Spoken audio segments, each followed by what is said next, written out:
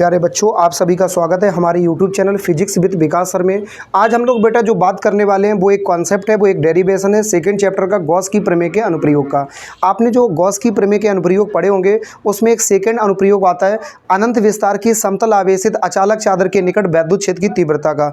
उस डेरिवेशन को जब हमने किया था तो बेटा हमारा आंसर आया था E बराबर सिग्मा अपॉन 2 एप्सिलॉन नॉट, जो कि मैंने इससे पहले की वीडियो में किया, ऑलरेडी स्क्रॉल करके आप देख लीजिए, मिल जाएगा। लेकिन बेटा आज हम लोग इसी के सब सेक्शन की बात करने वाले हैं, अर्थात जो ये डेरिवेशन जहाँ ख़त्म हुआ था उसके आगे के जो हिस्से हैं हम उनके बात करने वाले हैं। उसी का ये बेटा एक सब सेक्शन नंबर 1 है, यानी उसी का उपखंड है, उसकी हम लोग बात कर रहे हैं। सेकेंड डेरिवेशन जो गॉस की प्रमेय का अनुप्रयोग है अनंत विस्तार की समतल आवेशित अचालक चादर के निकट वैद्युत क्षेत्र की तीव्रता का, उसी का ये खंड है और उसको हम पढ़ रहे हैं। याद रहे गॉस की प्रमेय के अनुप्रयोग है। आगे बढ़ें तो बेटा इस हेडिंग का नाम है आवेशित चालक के ठीक बाहर वैद्युत क्षेत्र की तीव्रता। यानी मेरे पास एक चालक है जो कि आवेशित है, बस उसके बाहर किसी बिंदु पर हमें वैद्युत क्षेत्र की तीव्रता का मान ज्ञात करना। जहां वो डेरिवेशन खत्म हुआ था वहां से शुरू हो रहा है, जस्ट रिमाइंड इट अगेन।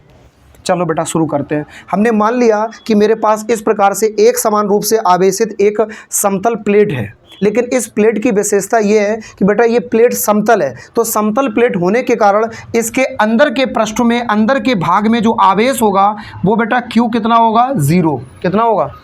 यानी इसके प्लेट के अंदर आवेश की मात्रा 0 है और इसके शीर्ष किनारों पर आवेश एक समान रूप से वितरित है।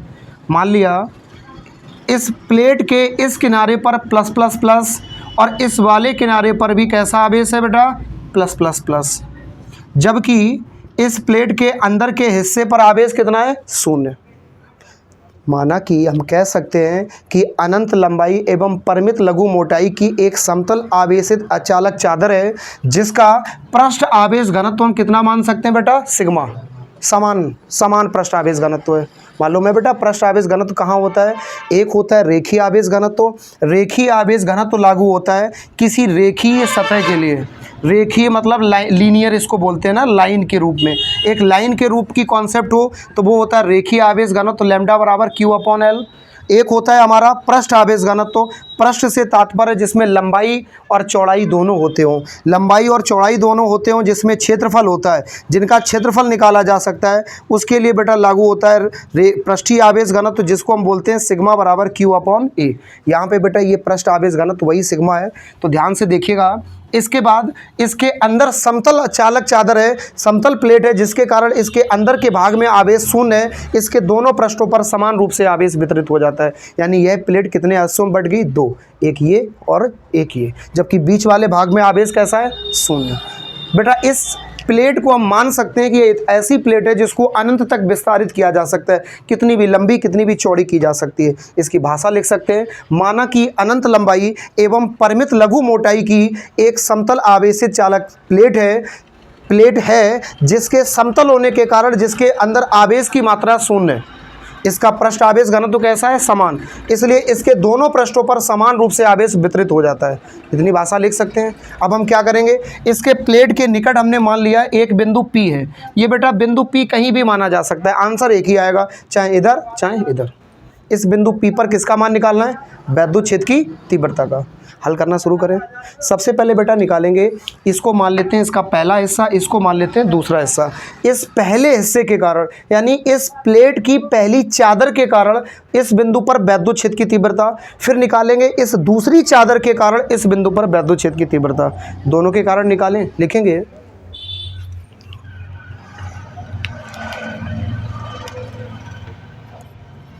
प्रश्नानुसार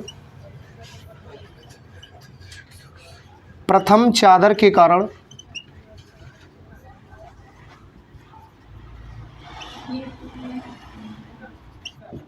बिंदु P पर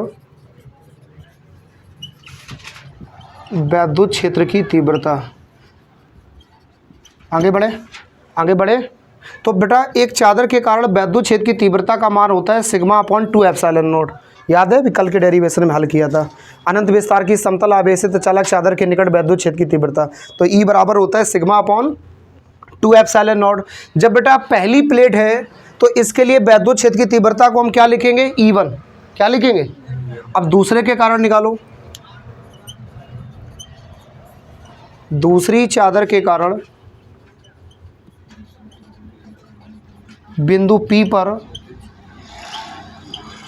ध्यान से देखते रहिए, वैद्युत क्षेत्र की तीव्रता।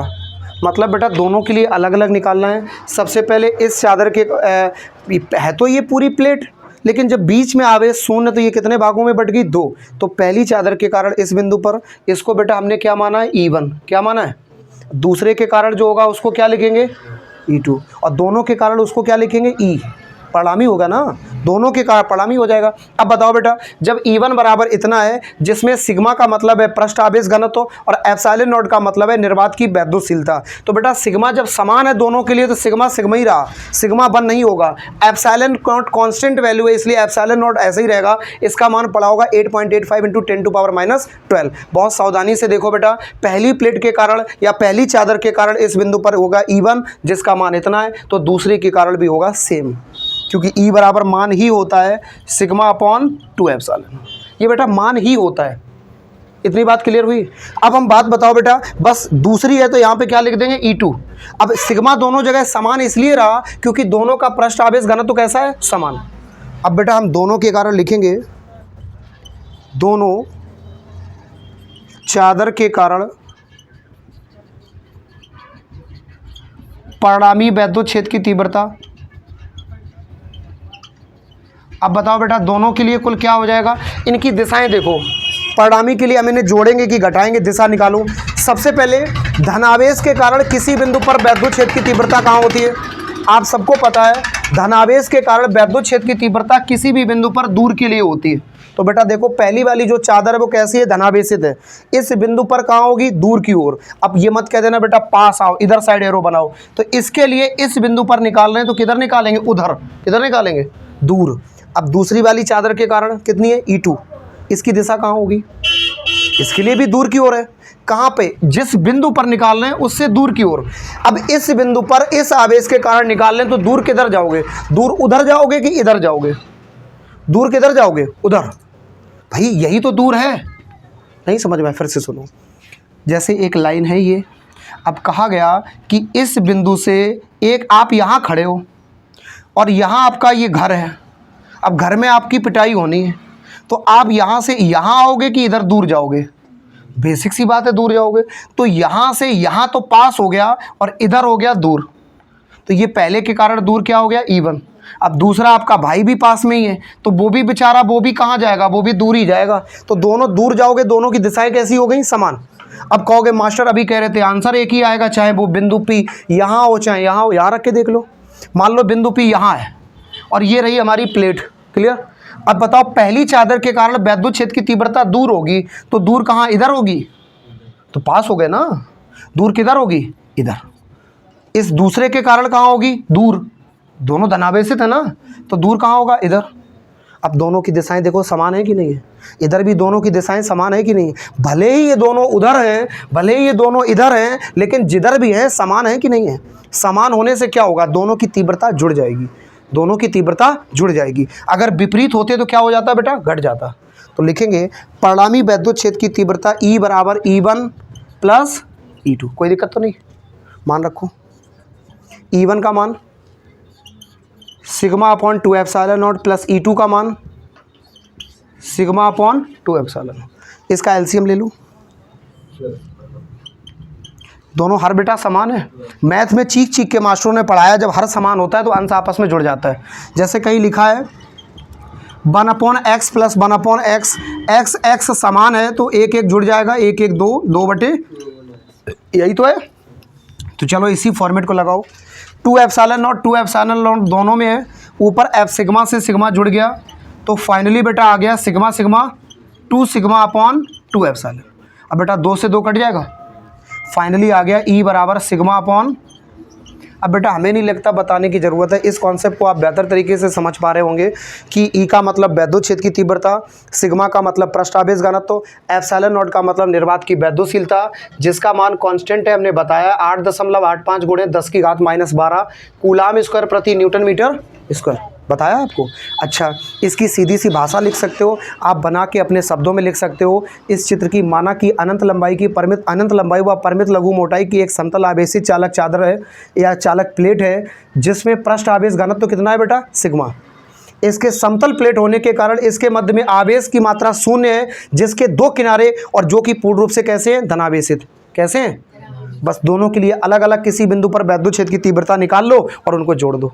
इस पहली प्लेट चादर के कारण बिंदु P पर निकाला वो E1 है, दूसरी चादर के कारण निकाला वो E2 है। हम पहले ही इससे पहले के डेरिवेशन में निकाल चुके हैं कि अनंत विस्तार की समतल आवेशित चालक चादर के निकट वैद्युत क्षेत्र की तीव्रता का मान होता है E बराबर सिग्मा अपॉन एप्सिलॉन नॉट। वहाँ पर हमने आपको पढ़ाया है बेटा, ये मान हमने पढ़ा है सिग्मा अपॉन 2 एप्सिलॉन नॉट। तो यही मान हमने एक पहली चादर के कारण रख दिया यहाँ पे, दूसरी चादर के कारण रख दिया। दोनों का हमें परिणामी निकालना था, तो दोनों की दिशाएं समान है, समान दिशा होने के कारण दोनों जुड़ गए। E1 प्लस E2 का मान रख दिया, हल कर दिया, आंसर आ गया। That is the final answer. उम्मीद है वीडियो पसंद आया होगा। कृपया चैनल को सब्सक्राइब करें। बहुत बहुत धन्यवाद।